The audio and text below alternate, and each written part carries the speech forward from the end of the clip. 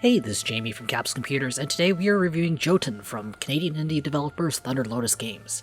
The game is available on Linux, Mac, and Windows for $14.99 US as of this recording.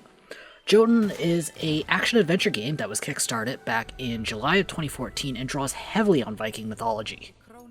Thora, a Viking warrior princess, fails to die in battle. Instead, she drowns to death in stormy seas, meaning she is unable to go to Valhalla, the Viking equivalent of heaven. Thora instead ends up in Viking Purgatory, where she is offered a chance to earn her spot in Valhalla by defeating 5 Jotuns. I really enjoy Jotun's story. It's interesting and doesn't just focus on one thing. The game not only covers Norse mythology, but also explores Thora's personal story as well.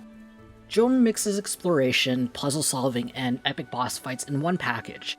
For the exception of the first zone, the player will explore 2 levels, solving puzzles along the way.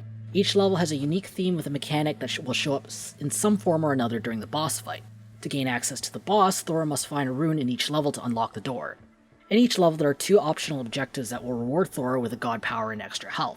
Now, I use the term optional pretty loosely because Jotun is a really hard game, and the average player is probably not going to be able to beat the game without having these extra health and god powers.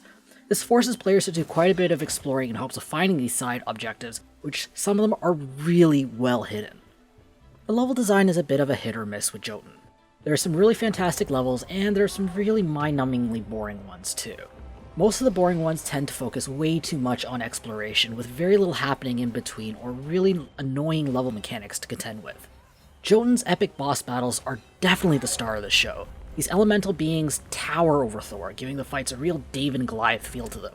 These fights are multi-stage affairs, with the fight getting more and more difficult as things progress. Boss fights remind me a lot of MMORPG raid bosses, as each death serves as a learning experience and each attempt gets the player a little closer to victory. As amazing as Jotun's boss fights are, a few of them do struggle with some hitbox issues. They aren't too bad for the most part, with boss hitboxes not always coinciding with what's on screen. The most frustrating hitbox issues is projectiles being a little on the flaky side. I had many instances where Thor was really clearly hit by a projectile, but took no damage, or Thor dodged but took damage anyways. Jotun is a beautiful game. The art is all hand-drawn, much like Disney films were during the company's heyday. The game is packed with beautiful landscapes, and Thunder Lotus Games is more than happy to treat the players to an absolute visual feast, with tons of zoomed out shots as Thora walks through the level. It's really hard to top Jotun's visual experience, but the developers make a pretty good attempt at it with Jotun's audio.